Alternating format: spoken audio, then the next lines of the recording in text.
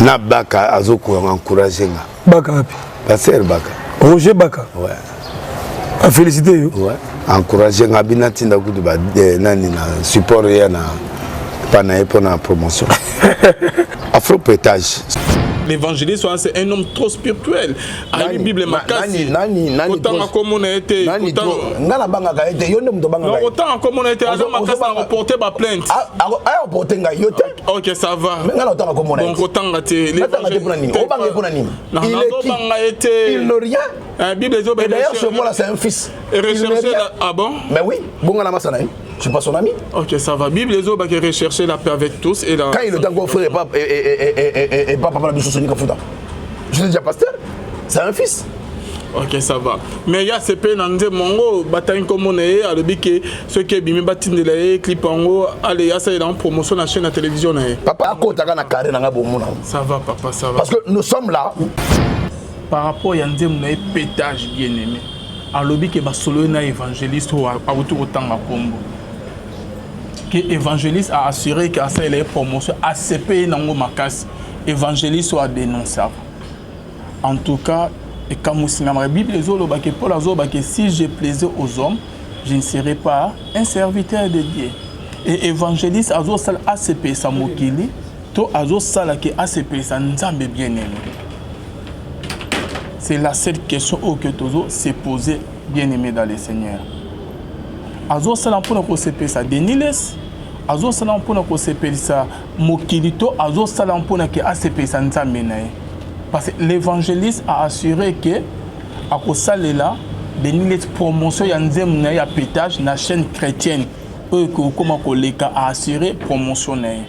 Parce que l'évangéliste on attend comme on est exaté, to comment tin niveau ya ba parquet frère Max Mbenga za témoin. Lui, quand il passe à la télévision pour dénoncer les autres, il y a ceux qui vont signer à la première personne qui a reporté sa plainte, à la première personne qui a un policier, qui a Alvina Saliboy. Quand il y a à la TV, qui dénonce Moïse Mbiye, Moïse a reporté plainte. Qu'on dénonce, apôtre Mutombo, tika reporter plainte, pasteur rebellé, pasteur Atoms, l'évangéliste est dénonciateur. Ok, boye bien très bien. Qui passe souvent, à la télévision, qu'on dénonce, c'est comme si il y a un saint. Satara en a été. Ce qui vous remarquer la chaîne en a long, presque émission na union tout au salanaï. Parce que apportant la plainte. Donc hier, ceux qui ont s'attaqué à Baninga et pas normal. Dernièrement, c'est l'analyse il y a clip de Moïse Mbiye. Constat c'est ceux qui signe qui bien bien analyse avec vidéo de Moïse Mbiye. Est-ce que Moïse Mbiye a reporté plainte dans le parquet, dans la police? Est-ce que Moïse Mbiye a reporté plainte dans YouTube que non, supprimer vidéo? Non, bien aimé. Combien de vidéos à cela contre pasteur Mutombo, Baraka Mugisha, Moïse Mbiye, pasteur Atoms, pasteur Roland Dalobo Naboy, Kosatayo Kolobake, propos contre Bango. Est-ce que Bango bien aimé dans le Seigneur, qui n'a reporté plainte dans l'État? Non. Qui n'a reporté plainte dans la police? Non. Est-ce que va signaler qui n'a reporté plainte dans YouTube que va quand la chaîne soit qui va supprimer la vidéo qui est à cela contre Bango? Non. Les tombeaux blanchis bien aimés. Jésus-Christ a dit à disciples, faites ce qu'ils vous disent, mais ne faites pas ce qu'ils font. Ebele bazana kombo ya Yesu na munoko. Ebele bazana kombo ya Nzambe na munoko bien aimé. Mais bazo sa la Nzambe te. Na Baka azoko encourager nga. Baka. Pasteur Baka. Roger Baka. Ouais. A féliciter yo. Ouais. Encourager nga binati ndakudu ba nani na support ya na pana pour la promotion. Afro pétage. Et yemba tande ko la biso partingo imusoko. Confusion dans l'église, je l'ai trouvé dans le monde. Dans le monde, je l'ai trouvé dans l'église. C'est ce qui se passe aujourd'hui. Une telle confusion que Tozo Yemba souté. Ce frère-là, quand vous avez un autant de Komouraï, la banque n'a pas été assez lotée. Ces frères-là, Et là, que ton boy qui va porter plainte. Non, mais je ne l'ai pas insulté. Ok, ça va. Je ne l'ai pas insulté. Continue. Mais lui d'abord, lui là. Banane, il va contrater. Combien lui là n'a pas parlé en mal des autres? Comment toi tu peux critiquer les autres, va critiquer aussi? Qui il est? Un ouin de l'éternel. Un ouin de l'éternel. C'est toi qui l'as dit, c'est un ouin de l'éternel. Moi je dis que c'est pas un ouin de l'éternel. Ah bon? Mais je sais de quoi je dis. Ses frères ne peuvent jamais se tenir devant moi maudire nga. Et aussi m'battre, mais je le maudis et aussi m'aïe. Je sais de quoi je dis. Donc yo zawana pour soigner libana réputation na yo que mokiba mono saint scribe mo pharisien ozande mona ba scribe ba pharisien. Papa biso peut to kanga mnogote. Ata bo bundis biso na ba chaîne na YouTube yeba que moi je passe dans des différentes chaînes locales de la capitale. To kolobela on peut na ba télévision ya awa. Ata ko comme la YouTube que non ba supprimer ba vidéo biso ba émission to ekolika na ba chaîne na awa. Parce qu'au total aucun refund na biso wapi. Yo sala ya baninga ya ba Moïse Mbi ya ba musicien côté mais la bango zali l'évangéliste dénonciateur au dénoncer baninga yo zala racin. Parce que yo ceux qui ba simbio ote c'est ma vie privée ote ozo bebi sa réputation na bongo yo analyse au ko sala ya ndemu ya Moïse Mbi et simbité. Au wuta ko sa analyse moi dans clip moi ya Moïse Mbi. Au sala ya ba champion bobo mais clip ya siko wuta ko sa na analyse. C'est que comme ça to comme on le rappelle il sa télévision to signaler ba vidéo na onyo sto comme ça na yebisi bango ba fon o s'attaquer na pasteur interne na leki li bosa caméra na salle émission bona bengi ba fan ba comédie YouTube ba signaler vidéo wan et l'accès aussi prima quand on peut pas bloquer to comme on ça bon on est yo zo sala.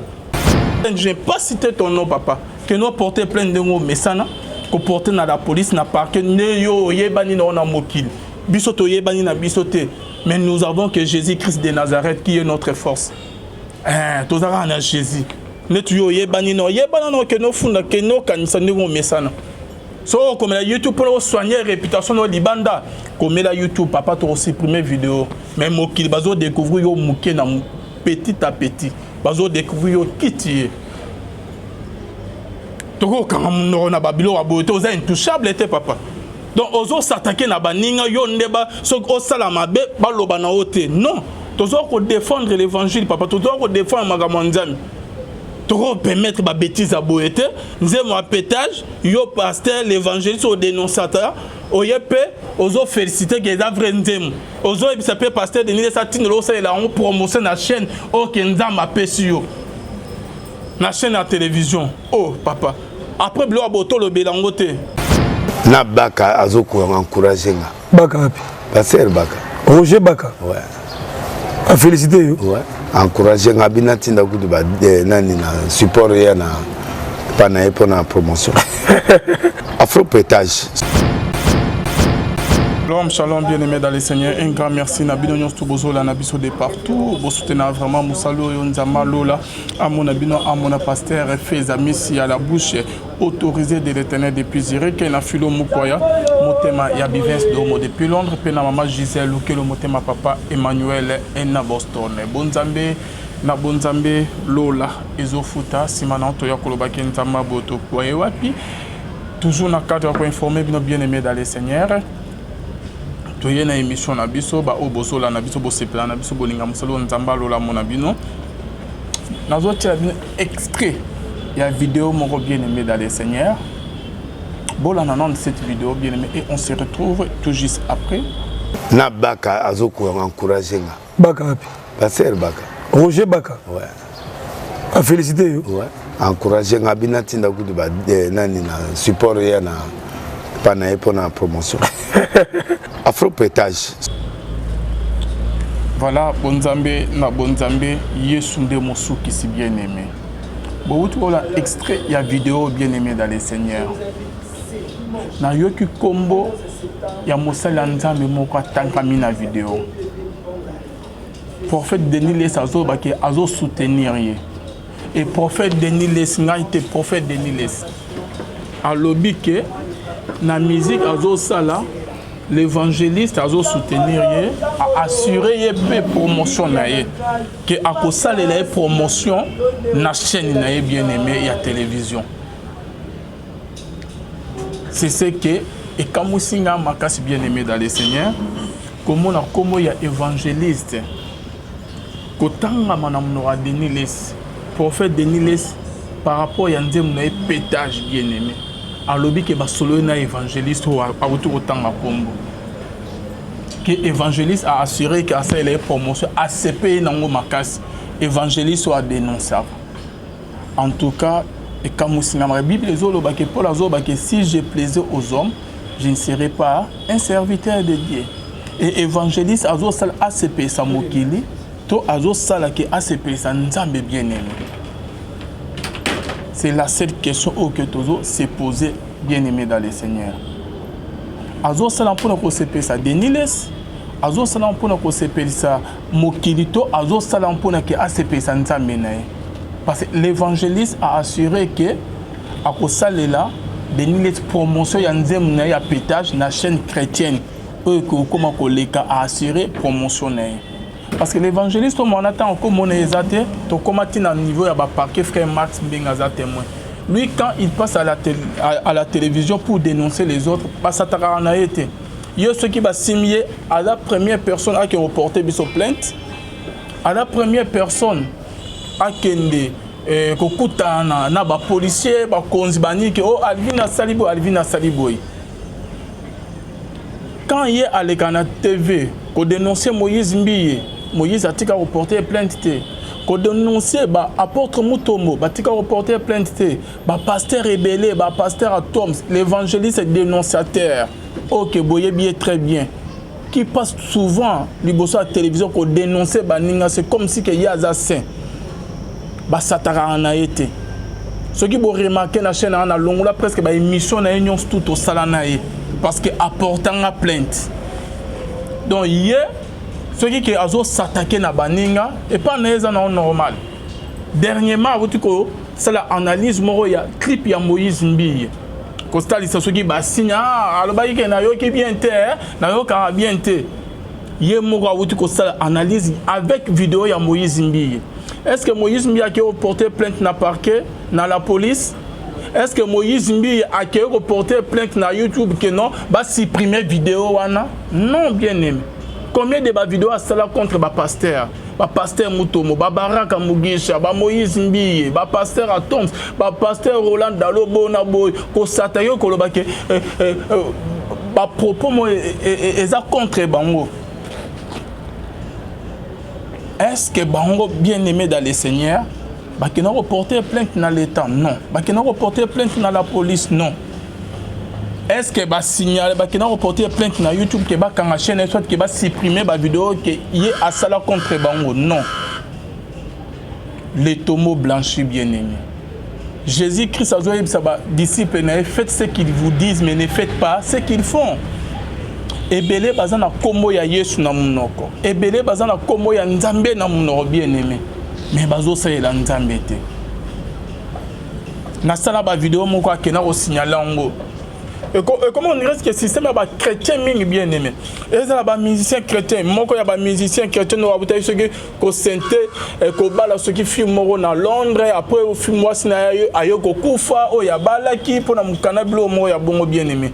Et dans les musiciens, les pasteurs, surtout les musiciens chrétiens bien-aimés, comme on sait que les sokola elongi na bango, les sokola libana na bango, mais kati na bango te. Les gens qui mokili, bango na bango, c'est mokili mo na bango qui baza ba santu bien-aimé, mais kati na bango bazo tambola bongo te. Les musiciens chrétiens comme ils sont dans les vidéos, ils ont contré à se retrouver que dans ma camoise à salaka, comme qu'on réveillait les bandes bien-aimés. Alors que na komele YouTube vidéo te bazo s'attaquer na komo na bazo bebisa réputation na bona boy et la chaîne YouTube est une message pour nous supprimer vidéo ana ndenge ba komi ko sa pour que ba soigner libanda boko soigner libanda na bino bien moki ba moni bino ke boza ba centre mais est-ce que nzama lola moni bino ke boza ba centre nzambe nde a juger bino eza mokilité mieux vaut que bobanga bien aimé dans les nzama lola ke bobanga mokili. Donc bino boza wana pour nous soigner libana réputation na bino ezala malamu mais bozo soigner na Nzambe te. Combien de journalistes OK ya musique ya mokili bien aimé basala ba analyse na ba ndem na ba activité na ba misala ya ba Fally Ipupa ya ba Koffi Olomide ba JB Bawera. Est-ce que bosu bomona ba JB Bawera ba Koffi Bonabo ba ke okomela ba chaîne YouTube que non bazo bebisa ni na ba supprimer vidéo non. Nyonso confusion totale tozo mona en église. Et l'évangéliste so ba wuto otanga ko mona e bien aimé. Akena ko la YouTube ke ba supprimer ba vidéo que to sala que ba baraka alo ayako ko répondre ko ça riposte na ba makamo alobi la baraka mugisha akomela YouTube bona bo to supprimer ba vidéo na ye ezali so ke azo s'attaquer na Moïse Mbiye bona boy adana e bien mais so ke ba attaquer ye batangi comme na so ka porter yo plainte. Ah, on a parqué dans la police, na YouTube a commis bango pour que ba supprimer vidéo, pour que mokiba découvrir ma bo ya zo salate, pour que a soigner toujours libana na tombeau blanchi. Ah, ce qu'on a na tangi kombote. Prophète Deniles ne atangi komono. Est-ce que ça non normal? Animi ministère ya Deniles, animi que Deniles ya solo. Ndenge ke Deniles alobi ke nzambe nde atindaki ye na yebi soki nzambe o wapi ba Deniles ba yokaka. Deniles alobi ke nzamba yebi se ke azongela musique akoma ko sala musique ya nda bimisi nzembo a pétage pe bouger kini mobima mon mobimba. Eza volonté Deniles pona ye ke eza nzambe ndenge alobi. Et Deniles alobi ke l'évangéliste a assuré que ça les promotion a CP la d'accord na musique na makasi. Atinde la so clip et bima c'est la promotion na chaîne. Denis Lesna le binga été. Bon comment la question qui bolani vidéo bon mon émotion que vidéo exact c'est que l'évangéliste a comme le YouTube a signalé. Donc ceux qui est à la bongo yo ba émission na onyon sto comment retourner. Na comme ya ba musicien. Na ko musicien tel, au pasteur tel, c'est que bandimi pe ya ba apôtre Mutombo. Bandimi ya Philadelphie apôtre pasteur ceux qui Roland na ba Atoms. Bandimi ya Baraka Mugisha. Bandimi ya bananyo comment il s'appelle encore? Ba Moïse Mbiye ba ne ba analyse parce que vous avez ça la vidéo mo ya Moïse Mbiye au lobeli si clip na ye. Au chepe extrait ya clip na ye. C'est que bango nyons tout ba comme la YouTube ba comme signaler ba vidéo comme sala comme ça que aussi prime rappel yango. Comme ça, comme on peut signaler bango, ceux qui ont une vidéo, t'es bien aimé dans ce qui a accueilli, comme la YouTube, qu'on a tous aussi supprimé, Moussala na yangwana. Mais heureusement que la tangi comme on a été. Toroye bandengeni ya ko revendiquer peu ko lanila parce que nous avons aussi des bons techniciens. Au coup de que, bazan na poto balanila pe ba chaîne na biso. Parce que na tangi comme on a été, na tika pe autant comme on a été, c'est prophète Denis Lesne azotan comme on a été. Na buzo bana na nzembo kezo ko bebis église il a trouvé n'est normal donc toi tu es là pour dénoncer les autres pour dénoncer ba Moïse Mbiye ba clip ya ba Moïse Mbiye ndo ko vande lango o tie maye le belé nyons tout golane ba clip ya Moïse bon il y a Denis le solande lango te et pourquoi il ne s'attaque pas na Denis les parce que ba yebani bango na bango ba vérité mukola ko s'attaquer na Denis les a robimisa ba vérité na o ya yebi mokile oganga bosima mutu. C'est pour cela que na Denis les parce que ils se connaissent ba sala na Denis les ba coopérer ba zalaka ba proche Denis les pe yebi ba vérité na mingi wana zalom de pétage ce ko pétele ya ko pétele au pe est-ce que vous avez un salaire contre Denis Leso à s'attaquer à Denis T azo bangé parce que Denis Leso est bien et le lot ok et dans ma belle amie soit dans mon pétage l'évangéliste a bien moninga na Denis Leso non na CP na nze mongo fort na lele ngo fort tout ce qui est meeting de là on a aussi leur promotion nationale andeko obosse ne sika nzamba loko tuyo ozayi na eloroté pauvre moko ozozanga ya kolia pe ya komela nzamba sokoli a commission bisiko ozana ngolelo après sur chaîne à télévision même chaîne à télévision ande oningo comme ça la promotion ya buzo ba ko sala la promotion ya mokili nande mwana ya pétage yo CP na OK église code di Christ ba monique ezande mo ya mabe yo l'évangéliste au CP na voilà ce que tu comme découvrir bino moko na moko que vous êtes les oiseaux de même plumage. Bozo yana kombo ya nzambe na munome boza musika nzambe ebele bien aimé dans le Seigneur ba ya ko luka loboko na nzambe lo nya nzambe te une fois que ceux qui bazui oyo baza nango posa ba se retirer musika ya nzambe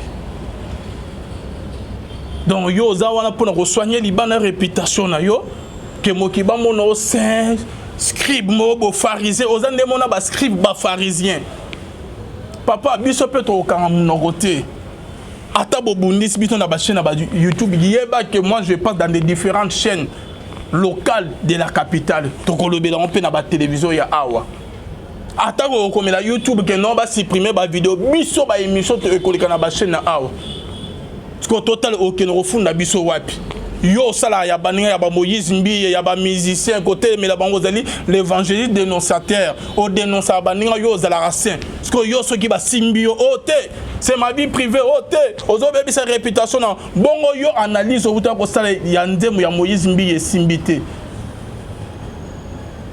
au buta ko sa analyse mo dans clip mo ya Moïse Mbiye au sala ya ba champion bobo mais clip ya siko buta ko sa na analyse c'est que na comme ça to comme on le rappelle du bossa télévision to signaler ba vidéo non sto comme ça na yebisi bango ba fon o s'attaquer na pasteur interne na l'équipe du bossa caméra na salle émission bona bengi ba fan ba comédie YouTube ba signaler vidéo wan et l'accepter aussi prima quand on peut pas bloquer to comme on ça bon on est yo sala donc ce qui est parce que on attend comme on c'est Denis laisse attend comme on pe mo ki ba pe sans raison na vidéo na zo sala bah on a réaction non peine n'engagé sala ce qui peut apporter plainte je n'ai pas cité ton nom papa que nous porter plainte de mots mais ça na que porter na la police n'a pas que ne yo yebani na on mokil bisoto yebani na bisoté mais nous avons que Jésus-Christ de Nazareth qui est notre force tous ara na Jésus ne tu yo yebani no que no funda que no kanisa ne mais ça na so comme la YouTube pour soigner réputation no libanda comme la YouTube papa to supprimer vidéo même mokili bazo découvrir yo muké na petit à petit bazo découvrir yo kiti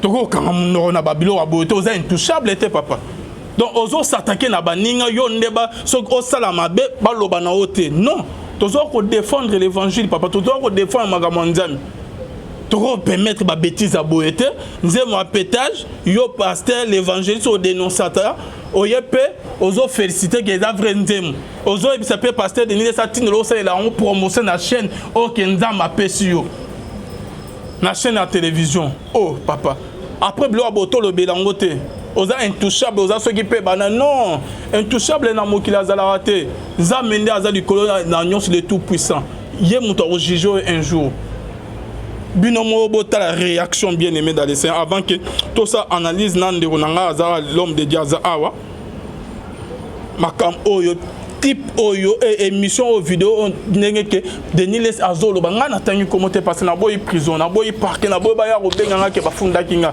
ezana o musala na bien aimé depuis na bana makambo ya kosa ba analyse na sala ba analyse ya ba pasteur ya ba nze munyon surtout ya ba pasteur ya ba musicien. Et la seule personne qui a commis ça à niveau qui a foutu dans la police, c'est l'évangéliste dénonciateur.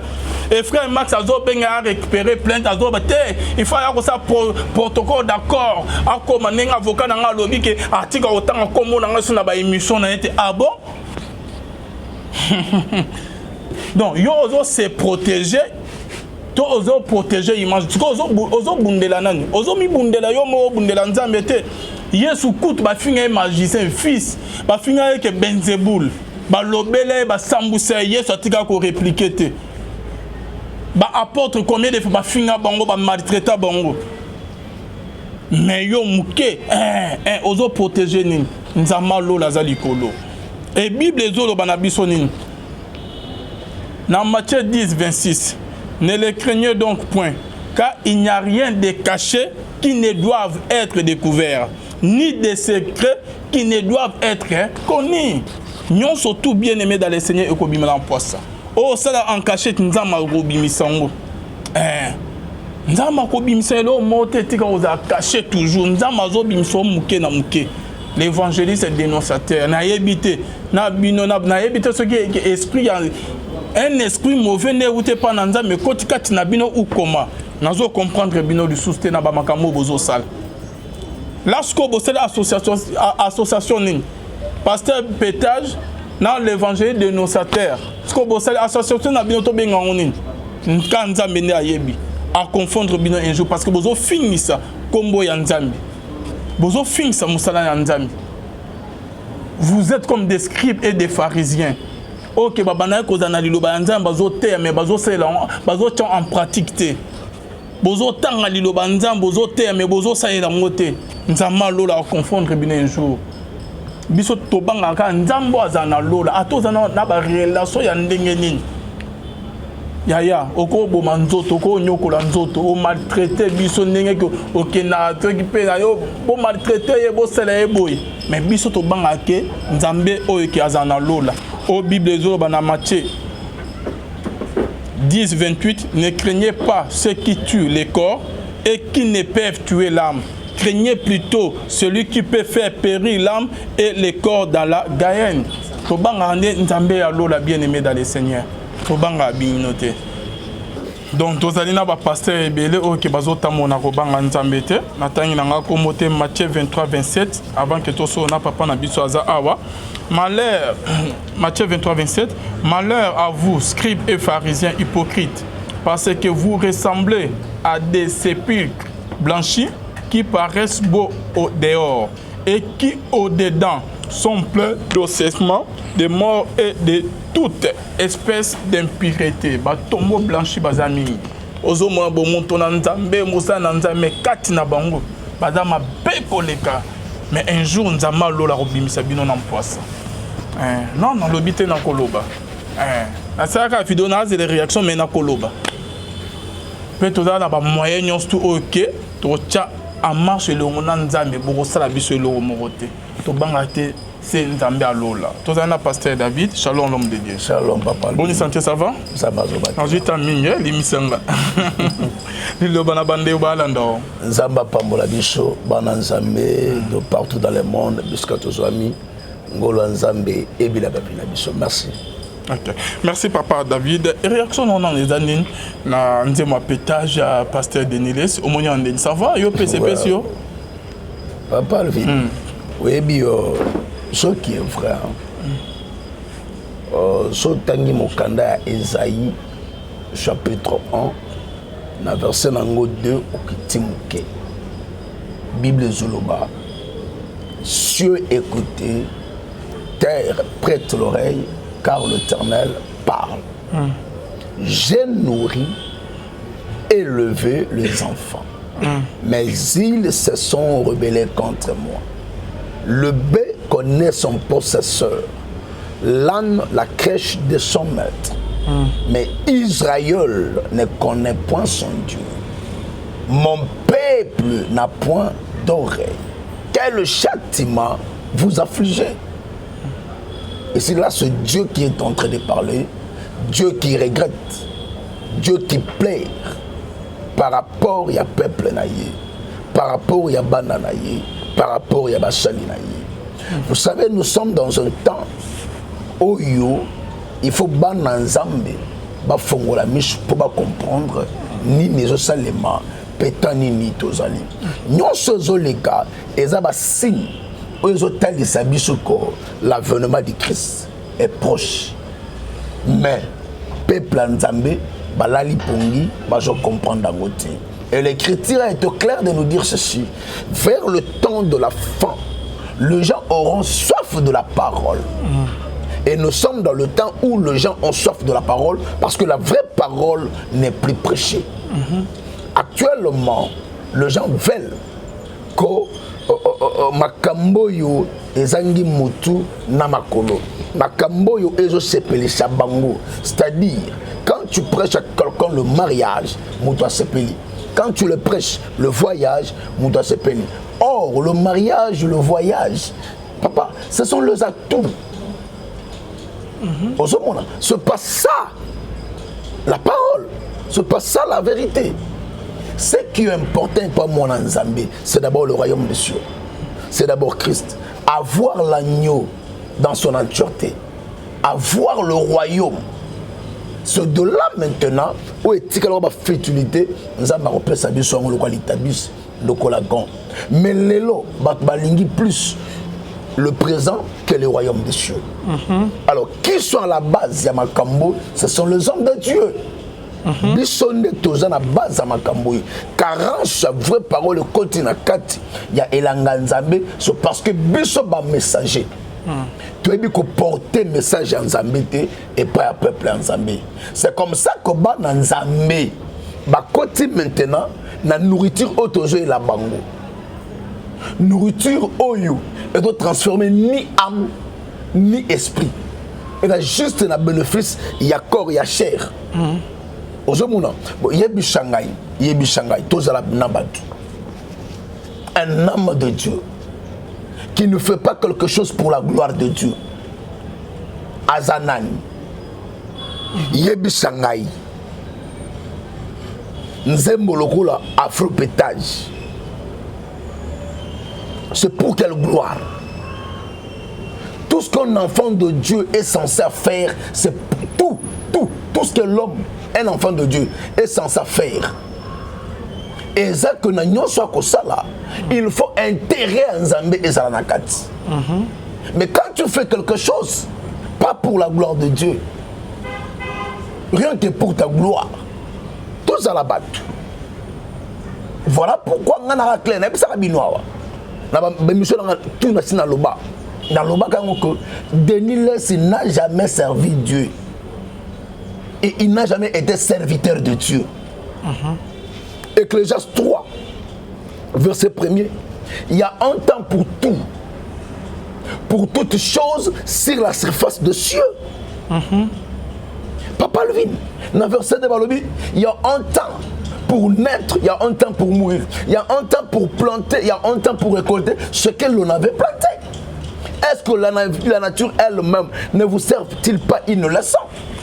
Yolonagi ngai ngai. Ozela matemelebu ebotama ndenge nini. Yolonagi ndunda. Ozela pondu ebotama ndenge nini. Non. C'est que tu avais semé hier dans le passé. Yango neto mona lelo. On reconnaît l'arbre par ce fruit. Ce que osama tembelete, osabite kuteku. Osabite kuteku. Le temps est le meilleur juge pour éclaircir tout ce qui a été caché dans le passé. Et l'élo, tant et bandi kobimisa, mutuna mutu. Oyazali, naïbi sarabatnabi, bako c'est la katango likambote. Parce que ce qui ngonge koki, oyoko saki ekobima. Imaginez naïbi ce que nous appelons ça yo, mbongo na 15 heures. Nga mona biki na mbongo apesa na 15 heures. 15 heures kokata. Omona ngana. Timuta lokuta. Okanga lokuta na ngai. C'est ce qui s'est passé. Batu bakosa ki mingi. Ke basala ki na nzambe. Bando sale la nzambe. Ils avaient menti. Ngonge kokiti. Oh mutu na mutu maintenant abandi ko bima na poissa. Mutu na mutu misele bandi ko bima. Oyebi Shanghai. Une telle chanson. C'est pour quelle gloire? Pour quelle fin? Et imagine-toi que ce monsieur a recruté Banumba. Ah bon? Mais hôtel à côté. Bah danseuse, né? Voilà ma danseuse. Bah entre guillemets, ok. Toi tu as ma danseuse, ok, ma danseuse. Boye bi Shanghai. Bah faire un dingo monnaie, bah ne. Bah danseuse? Papa le vini. Toi c'est voilé bilogité. Il y a des choses, parfois dans le bas, nous avons le rôle là. Bablag, malembe, pour comprendre. Je suis passé la fois dernière, quand je parlais sur Asuka, je parlais sur Basulom, disant que quand tu étais, pendant qu'il était dans la vision de la CK, déjà il avait une vision autre, tout en étant à la ACK. Je même c'était une vision. Il s'est préparé comment on sait la communauté. Et vous le savez. Communauté. Vous comprenez? C'est-à-dire qu'il y a certaines choses que la terre moya et l'obanayo. Non. Dieu, Nzamba mukolo. Mukolo. Mukolo. Mukolo. Muto alegi Nzambe na ki mukolo azate. Yango moni Michel doit définir abi. Et lobi, dont l'origine remonte aux temps anciens. Azam paka mikolo de muto alegi Nzambe na maïla azate. Onzamba ça la galoko pambati. Quand tu le dis, créons l'homme à notre image, à notre ressemblance. Il le créa à son image et à sa ressemblance, il le créa. C'est-à-dire que Dieu a investi son pouvoir dans l'homme. Papa, l'homme ne peut pas créer, mais l'homme peut inventer. C'est le pouvoir que Dieu a donné à l'homme. C'est-à-dire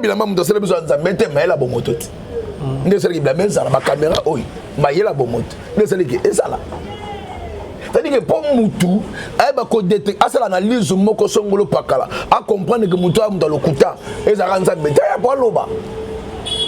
Allez-y, analysons ensemble. Et tout peut se placer. Tout peut se placer. Il n'a jamais été serviteur de Dieu. Et il ne servira jamais Dieu. Et pétage, les amis, il y a le but que pétage nous a mené à Yébissé qui a côté studio, à la musique. Pétage est partout, dans l'église, dans la boîte, dans la terrasse. Lorsqu'on parle de Dieu, il y a un Dieu qu'on écrit avec majuscule. Et il y a des dieux qu'on écrit avec minuscule. Mais, psaume le but, ne sachiez-vous pas? Et pourquoi vous de Dieu, vous mourrez comme les hommes? Vous comprenez? Parce que nous avons béni à l'obéli. Parce que nous avons besoin de conseil. Pour nous rendre. Vous comprenez? Si on a besoin de conseil, si on a besoin de conseil, nous avons besoin de conseil. Hormis biso ba email le quoi nzambe, il y a d'autres dieux. Bazali ba maman ba nzambe. Bazebele, ba sugmad. D'ailleurs nzamba banani, ya ba de kankar. Ba bien sugmad. Avant nzambe. On se comprend là. Tout le monde le dieu des noirs. Mpungu Tulendo. Ainsi de suite. Nzambe bien papa. Mais il faut maintenant croire parce que Nzambe nini atinda kiye, Nzambe nini aebise abetanze mwana, mais c'est pas Jésus-Christ de Nazareth. C'est pas Jésus-Christ. Et akeba tango avoko tsaka Nzambe na kati ya buzoba ne ya basalite na ye. Bible dit c'est un Dieu jaloux. Akeba azoko taskoyo na ligne ya mabe. Na ebe na oloba. Lo na bien logo la blague. Dans le bien en passant, le Beaupé a raison. Une année après, 2 ans après, pas plus de 3 ans, le Beaupé a raison. Ah, qui le se répand, c'est ça qui est important. Qui le sert Dieu dans la sincérité, c'est ça qui est important. Pétage pour nous, Zali, bientôt. Papa Levin, vous voyez ça. Non, qui ont donné ma pété, ah. Oui, vous voyez ça. Aux autres véhicules, message. Aux autres véhicules, message unique. Jean chapitre 4, verset 20. Alors, le bien continue à verset biblique. 23, 24, l'écriture nous dit. Vous dites que le lieu où il faut adorer, c'est à Jérusalem, sur la montagne. Vous adorez celui que vous ne connaissez pas. Mais nous, nous adorons celui que nous connaissons. Car le salut vient des Juifs. L'heure vient et le jour venu où les vrais adorateurs adoreront le Père en esprit et en vérité. Car ce sont ceux-là, les adorateurs que le Père aime. Dieu est esprit et ceux qui doivent l'adorer le doivent en esprit et en vérité. Le fait Kinkeser Emenea a un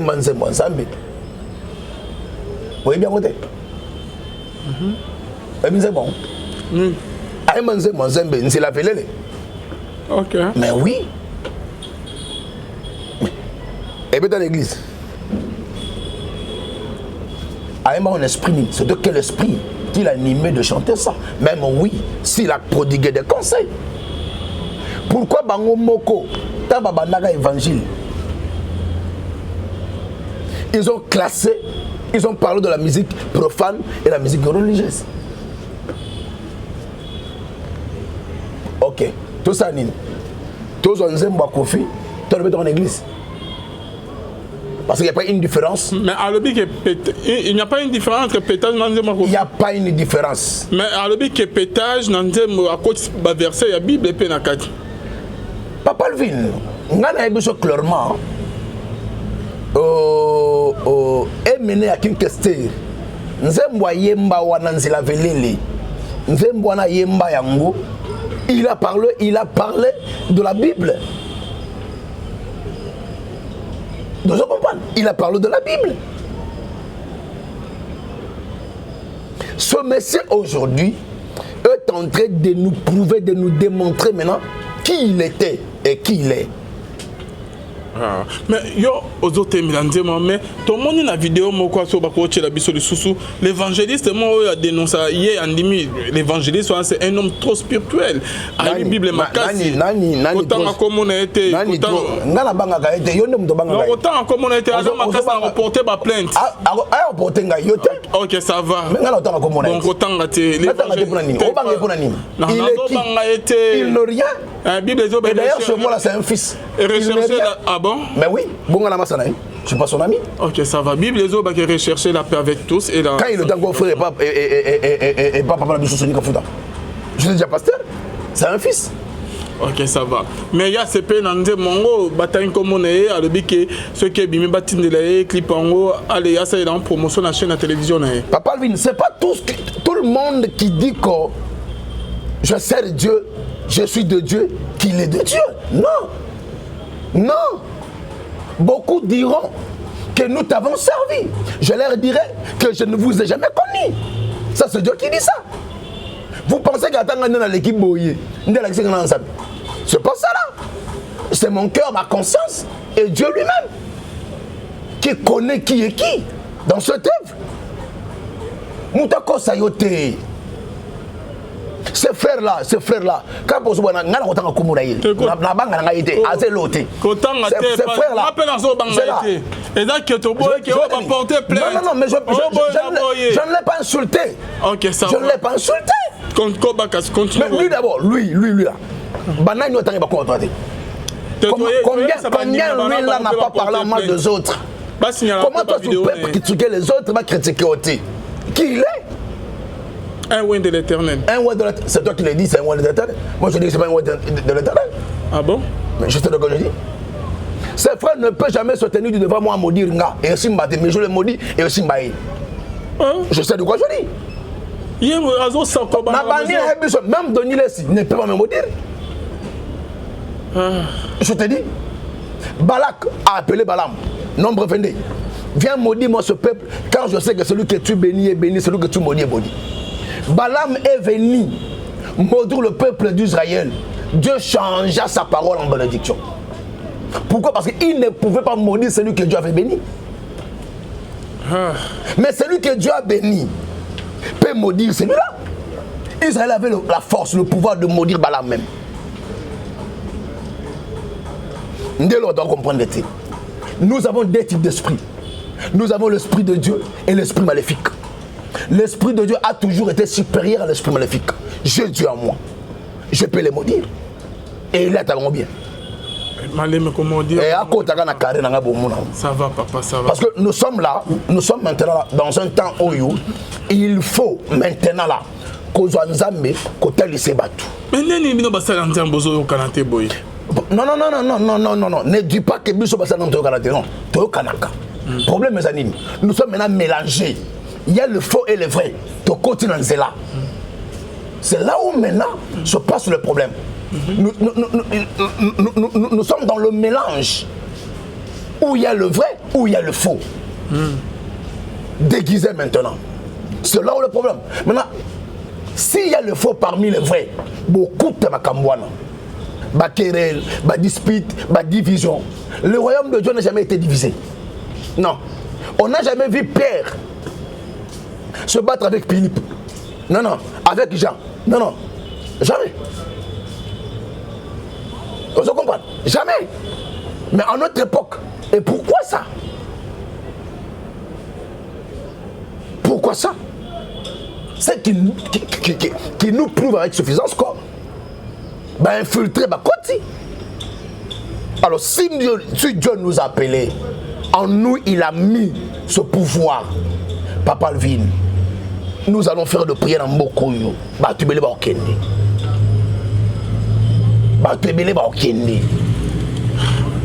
Papa David, aux autres télémés à Bangwana, l'évangéliste a outa kosako bablo ba poto tozo mon déjà ezo kokisa ba crise ebeta kuna oya sera ki na ba famille Papa Levin, une femme a prophétisé sur Paul disant c'est un homme de Dieu, écoutez-les, Nzamba benga Nzamba zalakana ainsi de suite.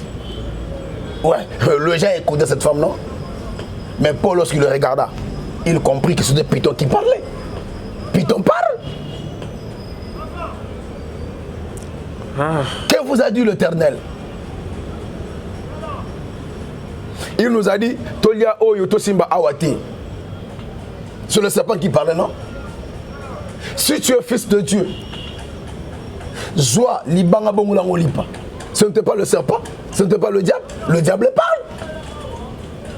Le diable parle. Vous pensez parce que quelqu'un a parlé qu'il a Dieu? Détrompe-toi. Faux et archi faux. Ce n'est pas ça qui se prouve. Ce qui prouve, c'est notre comportement. Le fruit que nous portons. Le fruit que nous montrons. C'est ça, ce qui prouve. Ah.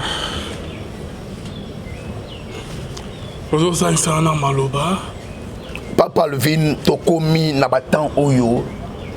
En fait, avec le temps, les gens vont comprendre les choses.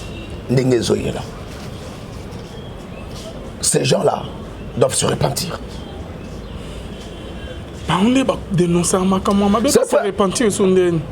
Papa Levin.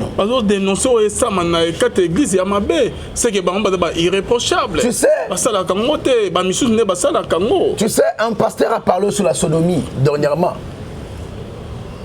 en plein culte, disant que ce n'est pas un péché. Abandi côté du sabbat, comment tout ce qui a coupé sa moine en été et pas mon beau là. Ozomona. Papa Levin. Comment ça n'a toko? Kozala mobola et l'obité que kozanga mbongo te kozala mobola za kozanga Yesu. Celui-là un pauvre. Mais oazangi mbongo a mobola te. Parce que sa vie ne dépend pas de lui, ça dépend de Dieu. Lui comme prédicateur la montée bloquée. Vous savez qu'est-ce que le diable est tellement rusé, il fait quoi? Il voit demain les lots abandi ko arranger ma compte. La manière nini. Aya se démontrer le cola agneau, le cola brebis. Alors tu casques toi. A attirer bino, a gagner confiance na bino. Une fois gagner confiance na bino, abandi ko bibim sa malembe. Tellement que vous avez confiance en lui. Tout ce qu'il faut dire, bon nima. Abani ko dérouter bino. C'est ce qui se passe.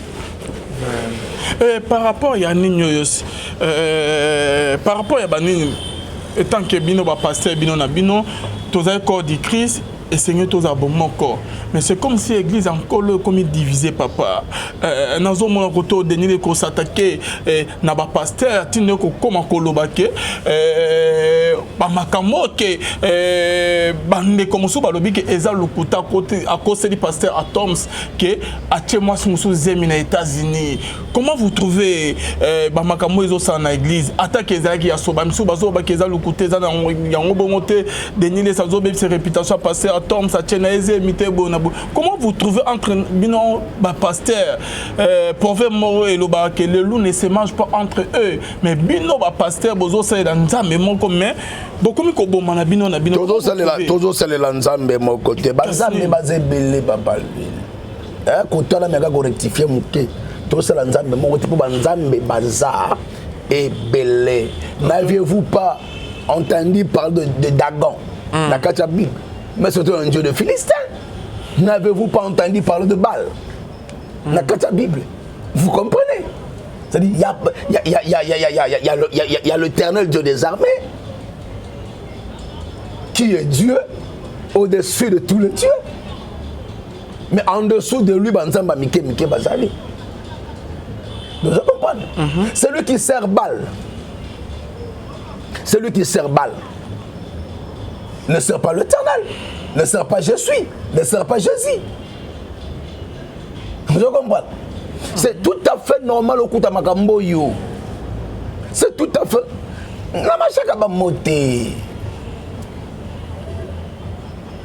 Quand je parle de l'Église, il n'a jamais servi Dieu. Oh, il y a créé ma buzz naïe pour son bongo. Il a créé ma buzz naïe. Allez-y, imaginez. Donc, il y a un peu de Komoko. A beaucoup mis ça. C'est papa. Mais avant de passer à solo parce que a bombe vina éteint. Vina ya étalango. Vous comprenez? A bombe vina éteint. Vina éteint. So vina étalé. Vina étalé. Une vie qui n'honore pas Dieu. Ce token a 1 Samuel 15. Na verset 22-23. Au monde Nzamba lobi na Saoul, na Samuel abi, je me répands d'avoir établi Saoul comme roi. C'est Dieu qui dit à Samuel, je me répands d'avoir établi Saoul comme roi.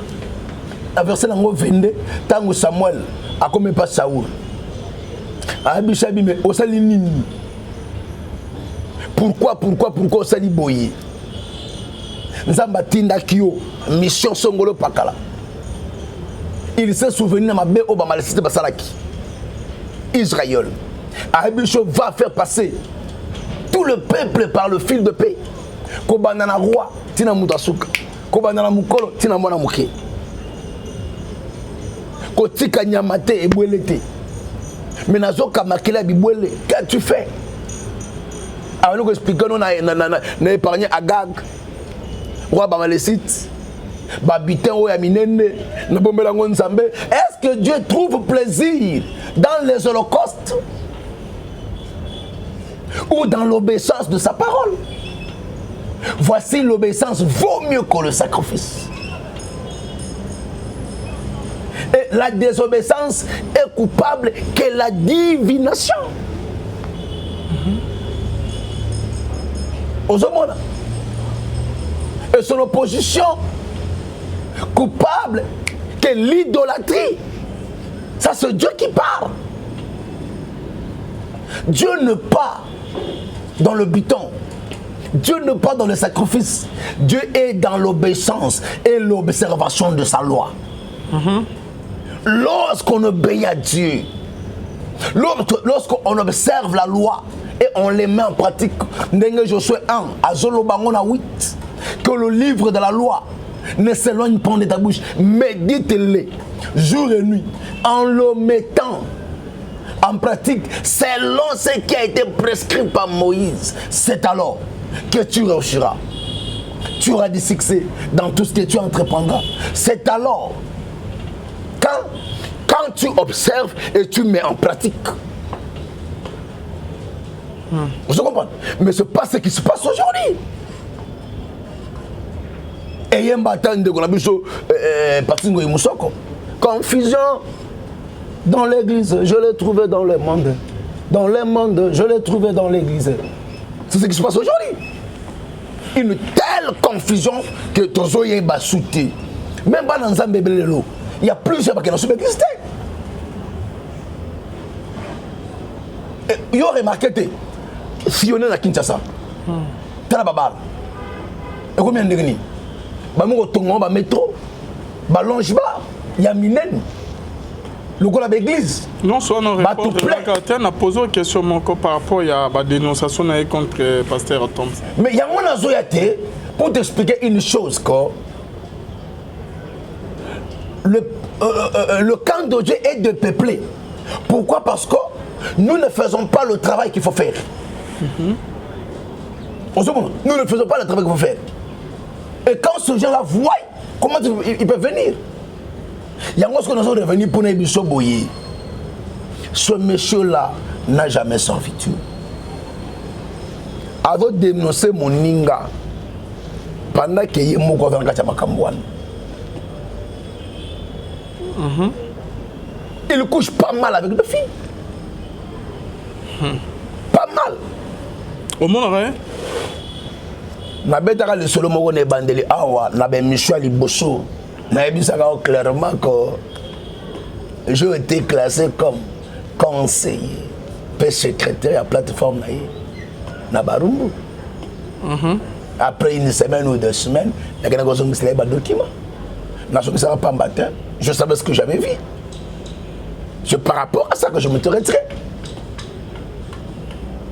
Bazo bomba na bango pamba.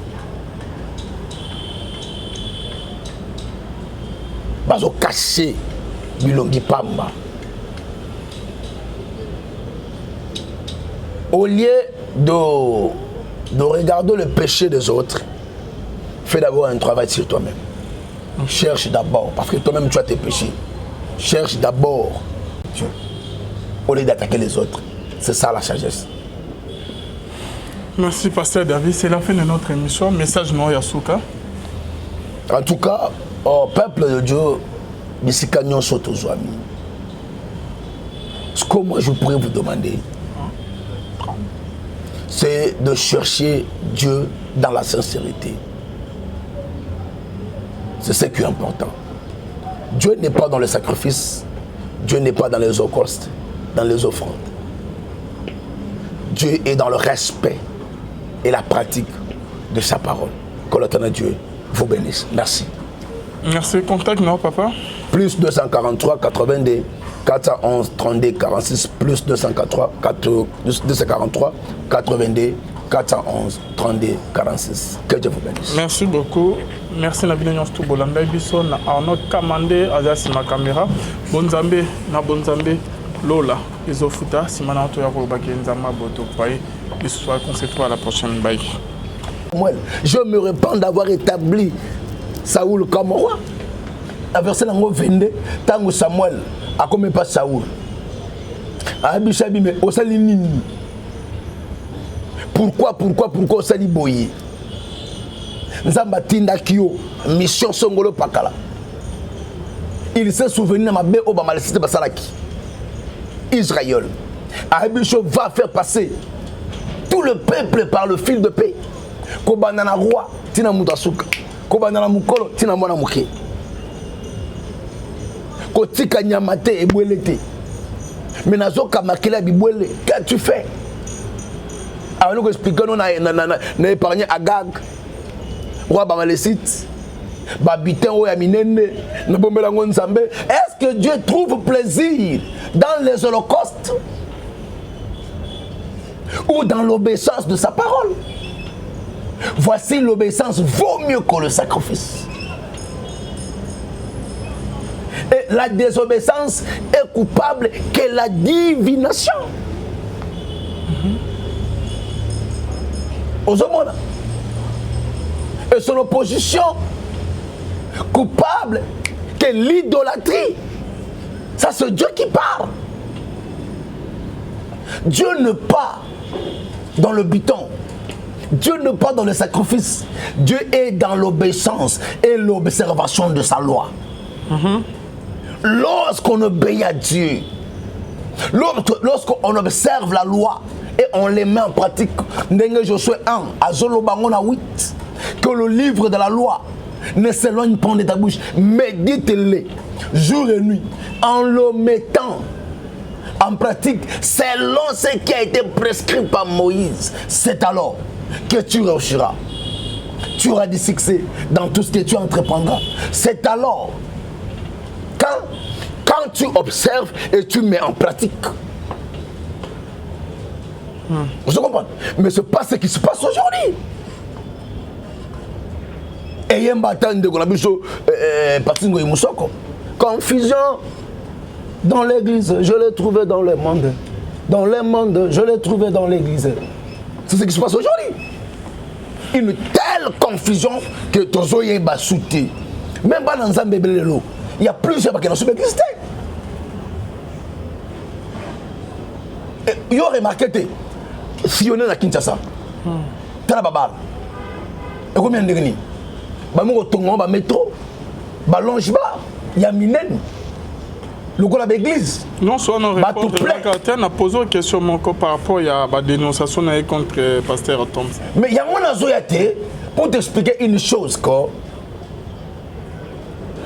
Le camp de Dieu est dépeuplé. Pourquoi? Parce que nous ne faisons pas le travail qu'il faut faire. Nous ne faisons pas le travail qu'il faut faire. Et quand ce gens-là voient comment ils peuvent venir, il y a un que nous sommes revenus pour nous dire ce monsieur-là n'a jamais servitude. Avant de dénoncer mon ninga, pendant qu'il y a un gouvernement qui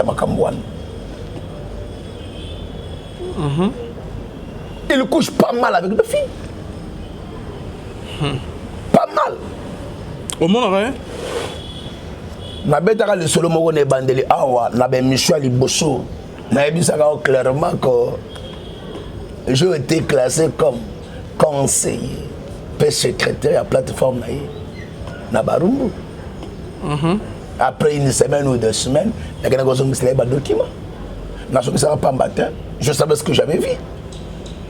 C'est par rapport à ça que je me suis retiré. Bazo bomba na bango pamba.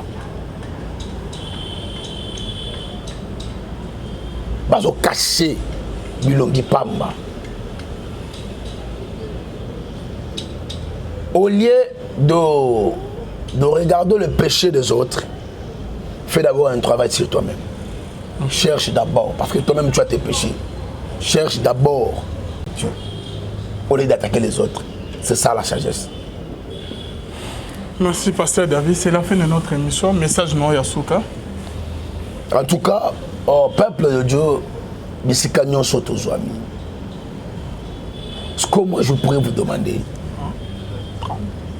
c'est de chercher Dieu dans la sincérité. C'est ce qui est important. Dieu n'est pas dans le sacrifice, Dieu n'est pas dans les holocaustes, dans les offrandes. Dieu est dans le respect et la pratique de sa parole. Que l'éternel Dieu vous bénisse. Merci. Merci. Contact, non, papa? Plus 243 82 411 32 46 plus 243 82 411 32 46. Que Dieu vous bénisse. Merci beaucoup. Merci Nabina Nyonstu Bolanda Biso na Arnaud Kamande Azasi ma caméra. Bonzambe na Bonzambe Lola Izofuta Simana to ya ko bakenzama boto pai. Et ce soir, on se retrouve à la prochaine. Bye.